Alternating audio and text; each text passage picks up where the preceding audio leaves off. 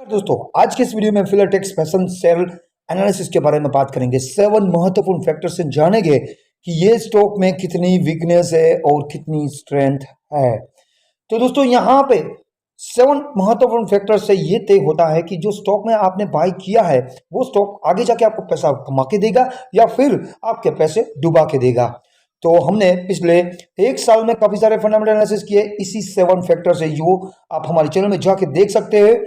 हमने काफी सारे लोगों का लॉस बचाया है और काफी प्रॉफिट करने में भी मददगार साबित हुए हैं ये 7 महत्वपूर्ण फैक्टर्स। तो एक भी फैक्टर्स मिस ना करें अगर आप अपने पैसे को खवाना नहीं चाहते तो यहां पे सबसे पहला जो फैक्टर्स हम कवर करते हैं वो इंडस्ट्रियल ग्रोथ को लेकर, बिजनेस मॉडल को लेकर और साथ ही साथ कंपनी क्या करती है इसको लेकर देखते हैं। तो यहाँ पे फिलाटेक्स की बात करें तो फिलाटेक्स एक तो सबसे पहला जो है वो बहुत ही पुरानी कंपनी है। 1995 से ये बिजनेस में, फैशन बिजनेस में है और यहाँ पे मैन्युफैक्चरिंग सॉक्स करती है। सॉक्स यानी कि मोजे होते हैं। तो दोस्तों, मोजे की मार्केट काफ़ी यहाँ पे वाइड मोजे है, काफ़ी कंपटीशन वाला बिजनेस है, लेकिन फिर भी ये कंपनी यहाँ पे 30-35 साल से ये मोजे बेच रही है। तो कंपनी अभी भी एक्सिस्टिंग है, तो कुछ यहाँ पे स्ट्रेंथ है। हालांकि जो कंपनी के इंडस्ट्रियल की बात करें, बिजनेस मॉडल की बात करें, तो यहाँ पे काफ़ी कंपटीशन है। सॉक्स में काफ़ी सारे बड़ी बड़ी ब्रांड्स भी यहाँ पे इसके सामने, फिलाटेक्स फैशन के सामने यहाँ पे उतरी हुई है। तो ये जो इंडस्ट्रीज की बात करें, बिजनेस की बात करें, तो यहाँ पे न्यूट्रल जोन, यहाँ पे मैं फैक्टर से वो बता रहा हूँ क्योंकि दोस्तों यहाँ पे कुछ अच्छा खासा बिजनेस नहीं कहना चाहिए, मॉडल अच्छा नहीं है क्योंकि काफ़ी सारी कंपटीशन इसमें है। और साथ ही साथ इंडस्ट्रीज ग्रोथ की बात करें तो फैशन बिजनेस में आपको पता ही है कि यहाँ पे काफ़ी सारी कंपटीशन की वजह से डिक्रीज भी हो जाती है इंडस्ट्रीज है ये, क्योंकि हर साल नए पैटर्न आते रहते हैं, फैशन में नए नए डिजाइन आते रहते हैं। तो यहाँ पे कुछ कहना यहाँ पे मुमकिन नहीं होता है। तो ये जो पहला फैक्टर्स है ये यहाँ पे न्यूट्रल जोन पे शाइन कर रहा है। दूसरा जो अहम होता है दोस्तों, यहाँ पे आपके पास अगर पेनी स्टॉक पड़े हो या फिर कोई भी स्टॉक पड़े तो ये जो दूसरा है महत्वपूर्ण फैक्टर्स, इसको कभी भी आप नजरअंदाज ना करें अगर आपके पैसे गंवाना नहीं चाहते हैं। तो ये फैक्टर्स क्या इंडिकेट करता है? ये फैक्टर्स, कंपनी आज अच्छा परफॉर्म कर रही है, कल को ये कंपनी डूब जाए, कंपनी लगातार लॉस करती रहे, 100 से भी ज्यादा दूसरे फैक्टर्स होते हैं जो कंपनी डुबाने में मदद करते हैं। तो ये होता है तो आप अपनी सिक्योरिटी करनी चाहिए। कोई भी स्टॉक लेते हैं तो पहले आपकी सेफ्टी देखनी चाहिए। तो यहाँ पे ये जो दूसरा जो फैक्टर्स है वो ही इंडिकेट करता है। तो क्या है वो है मार्केट कैप से दोस्तों यहाँ पे 20% एसेट्स होनी चाहिए और 20% रिजर्व सरप्लस होनी चाहिए, और रिजर्व सरप्लस से यहाँ पे कर्जा है सिर्फ 20% होना चाहिए। खास करके ध्यान रख लीजिए, मार्केट कैप से 20% तो एसेट्स होनी चाहिए। फिक्स एसेट की बात करूं, मशीनरीज और जो दूसरी कर्जे है वो एसेट्स की बात, जो लोन लिए हैं उसके पैसे पड़े हुए वो उसकी बात नहीं कर रहा हूं मैं। फिक्स एसेट्स यानी कि लैंडिंग, बिल्डिंग्स, ये सब की बात कर रहा हूं तो 20% होनी चाहिए। और मार्केट कैप से यहाँ पे रिजर्व सरप्लस 20% होनी चाहिए और साथ ही साथ रिजर्व सरप्लस से 20% से ज्यादा कर्जा नहीं होना चाहिए। अच्छी तरीके से दिमाग में बिठा ले। अगर आपके पास दूसरे स्टॉक पड़े तो वो भी जाके देख सकते हो हमारे चैनल में। हमने काफी सारे यही जो दूसरे फैक्टर से काफी सारे लोगों का लॉस बचाया है, क्योंकि दोस्तों आपको नहीं पता कंपनी कब लॉस करने लगे, कब यहाँ पे एसेट्स बेचने लगे और कर्जा ज्यादा होने लगे। तो आपको क्वार्टरली देखता रहना चाहिए, क्योंकि क्वार्टरली में एसेट्स चेंज होती रहती है, कर्जा चेंज होता रहता है, रिजर्व सरप्लस चेंज होता रहता है, ये तीन चेंज होते रहता है। तो ये देखना जरूरी होता है।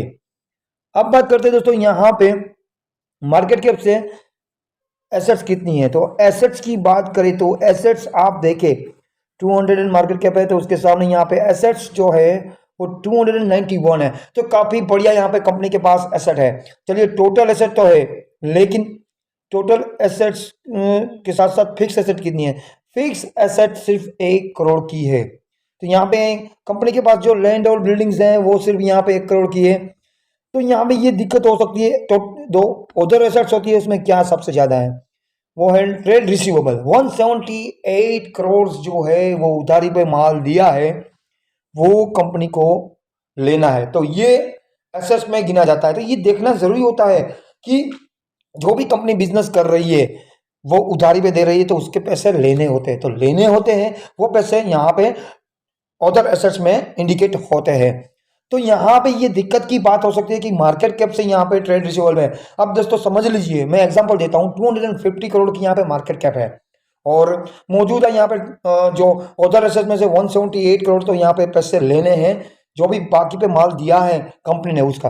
अगर कल को वो पैसे डूब गए और और नहीं आए और रिजर्व सरप्लस कंपनी के पास, चलो ठीक है कि 111 करोड़ का है तो चलो सर्वाइव हो सकता है, क्योंकि यहाँ पे रिजर्व सरप्लस से कर्जा है, आप देख सकते हो बहुत ही कम है।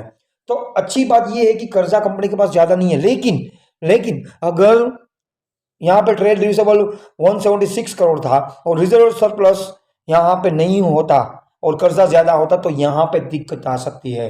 ये खास करके ध्यान रखना पड़ता है कि अदर एसेट्स में ट्रेड रिसीवेबल है, फिक्स एसेट तो ज्यादा है ही नहीं, सिर्फ 1 करोड़ की बिल्डिंग्स है।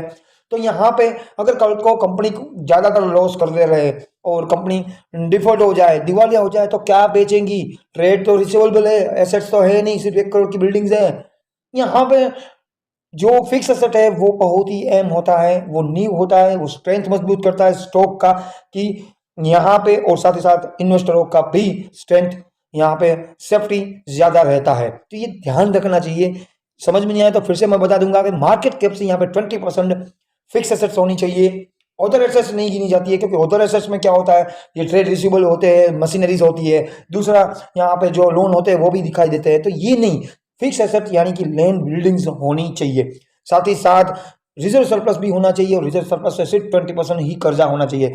हालांकि ये स्टॉक की बात करें तो यहाँ पे कर्जा कम है, तो ये जो फैक्टर्स है ये कर्जा कम होने की वजह से यहाँ पे पॉजिटिव साइन कर रहा है। तो ये दूसरा जो है फैक्टर्स ये पॉजिटिव साइन कर रहा है, क्योंकि यहाँ पे रिजर्व सरप्लस से यहाँ पे 20% से भी कम, यानी कि सिर्फ 5-6% ही कर्जा है, ज्यादा नहीं है। तो ये अच्छी बात यहाँ पे है। हालांकि यहाँ पे देखा जाए तो मार्केट कैप से यहाँ पे 20% फिक्स एसेट नहीं है, लेकिन कर्जा भी ज्यादा नहीं है, तो यहाँ पे टेंशन की बात नहीं है। तो दूसरा फैक्टर्स यहाँ पे पॉजिटिव दिख रहा है। तीसरा दोस्तों हम देखते हैं जो कंटीजेंसी से सेल, कंपनी कंटीजेंसी से सेल कर रही है नहीं, तो यहाँ पे आप देख सकते हो कंपनी ने कंटीजेंसी से यहाँ पे सेल करती आ रही है 2011 से। अच्छी बात है, फैशन बिजनेस इतना कॉम्पिटिटर है, फिर भी ये कंपनी है जो सेल से वो कंटीजेंसी बनाए रखे हैं इन 10-11 सालों में। तो ये भी एक अच्छी बात यहाँ पे साबित हो रही है। साथ ही साथ दोस्तों यहाँ पे नेट प्रॉफिट की बात करें तो नेट प्रॉफिट ज्यादा नहीं है, पिछले सालों की बात करें तो 000 था, लेकिन यहाँ पे कंपनी ने लॉस भी नहीं किया। ये भी देखना अच्छा होता है कि कंपनी ज्यादा प्रॉफिट नहीं कर रही फिर भी लॉस भी नहीं कर रही है, तो एक यहाँ पे टेंशन की बात ज्यादा नहीं है। ये जो तीसरा फैक्टर है ये पॉजिटिव साइन अभी कर रहा है। चौथा फैक्टर हम देखते हैं जो है कंपनी का रिजर्व सरप्लस से 20% कर्जा होना चाहिए, ये भी एक प्लस में दिख रहा है कि रिजर्व सरप्लस 111 करोड़ का है और सामने यहाँ पे कर्जा कम है। तो ये भी जो फोर्थ फैक्टर्स है ये भी पॉजिटिव साइन कर रहा है। और पांचवा जो है कैश फ्लो, कंपनी के पास मौजूदा साल में यहाँ पे 6 करोड़ का कैश फ्लो है, तो एक अच्छी बात है। 6 करोड़ का जो कर्जा है उसके सामने कंपनी के पास अभी 6 करोड़ तो बैंक में पड़े हैं, तो ये भी यहाँ पे पांचवा है, ये भी पॉजिटिव साइन अभी दिख रहा है। तो यहाँ पे कर्जा ना के बराबर कह सकते हैं, क्योंकि कैश फ्लो अभी 6 करोड़ तो कंपनी के पास पड़ा है, वो हाथ पर रखा है, कल को या कुछ भी हो खर्चा आ जाए या कुछ भी हो इसके लिए रखा है, कर्जा चुका सकती है कंपनी अगर हो सकता है। तो यहाँ पे एक अच्छी बात है कि कैश फ्लो यहाँ पे 6 करोड़ का पड़ा है, कर्जा यहाँ पे 6 करोड़ का है तो उसके सामने। तो सातवां जो देखते हैं हम ये है प्रमोटर होल्डिंग। तो प्रमोटर होल्डिंग की बात करें तो प्रमोटर होल्डिंग यहाँ पे जो खुद की कंपनी है उन्होंने खुद अपना हिस्सा ज्यादा नहीं रखा है, पब्लिक के पास ज्यादा आ गया है। पब्लिक 97% यहाँ पे पब्लिक के गले पे माल प्रमोटरों ने दे दिया है। तो ये स्टॉक जो है मेरा मानना है कि ज्यादा पब्लिक के पास होता है तो ये स्टॉकों में घटने का चांस 100% है।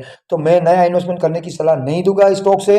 स्टॉक की बात करें तो ये करीबन अभी 50 रुपया है, फेस वैल्यू के हिसाब से देखें तो 5 की फेस वैल्यू हुई तो इसके हिसाब से। तो ये स्टॉक की बात करें मौजूदा साल में प्रॉफिट कर रहा है एक साल में, लेकिन मेरा मानना है कि दोस्तों ये स्टॉक में आप दूसरे काफ़ी सारे स्टॉक्स ये है उसमें इन्वेस्टमेंट कर सकते हैं। मैं पर्सनली आपको ये स्टॉक रेकमेंड नहीं करूंगा, आपको नई इन्वेस्टमेंट करने के लिए सलाह दूंगा।